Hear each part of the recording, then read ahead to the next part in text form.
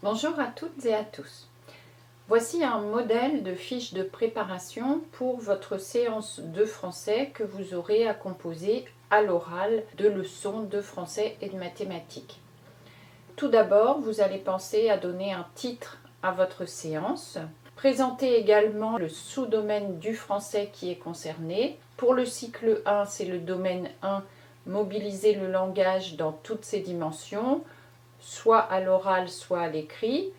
Pour le français du cycle 2, vous avez le choix entre langage oral, lecture et compréhension de l'écrit, écriture, étude de la langue, grammaire, orthographe, lexique. Pour le cycle 3, langage oral, lecture et compréhension de l'écrit, écriture, étude de la langue, grammaire, orthographe, lexique et culture littéraire et artistique. Bien entendu, les consignes du jury vous préciseront déjà le sous-domaine concerné, mais j'ai préféré vous les lister tous. Ensuite, quelle place vous accordez à cette séance dans la séquence les compétences travaillées, c'est-à-dire les attendus de fin de cycle. Là, il suffit de vous reporter au programme de 2020 pour le cycle 2 et 3 et le programme de 2021 pour le cycle 1 en français. Ce qu'il va falloir bien cerner, c'est l'objectif de la séance. Donc là, je ferai une vidéo spécifique et une fiche sur le blog pour les objectifs, comment on les définit. Vous pouvez préciser en quoi cette activité prépare ou stabilise ou bien affermit pour tous les élèves les apprentissages fondamentaux du lire, écrire, compter, respecter autrui. Ça fait référence au volet 1 des programmes.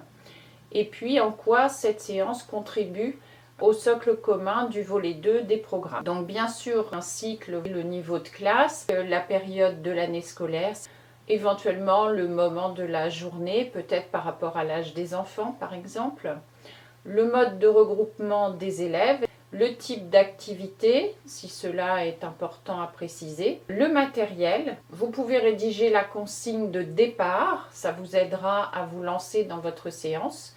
Et puis vous allez préciser donc le déroulement. Pour préciser le déroulement, je vous conseille de mettre en perspective ce que vont faire les élèves et le rôle de l'enseignant.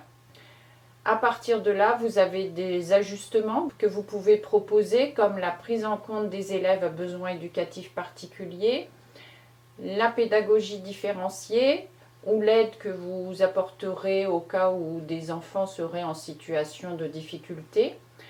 Quelle évaluation pour cette séance? Mais bien sûr, ça peut être une séance d'évaluation en elle-même. Les remédiations éventuelles en APC. Et puis, si on vous le demande, listez quelques petits points d'analyse de la séance. À bientôt!